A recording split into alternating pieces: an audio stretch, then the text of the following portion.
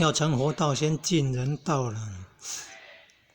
齐家治国平天下，革除内心的贪嗔痴慢疑，格物致知嘛，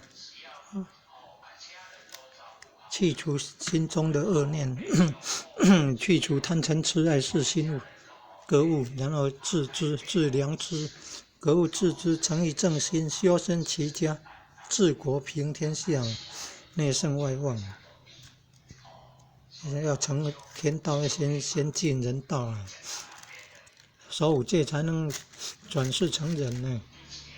修四圣谛成阿罗汉，修六度万行菩萨道才能成菩萨呢。自觉觉他呀，觉醒圆满才能成佛呢。辟支我只是悟十二因缘法，圆觉圣是悟十二因缘法。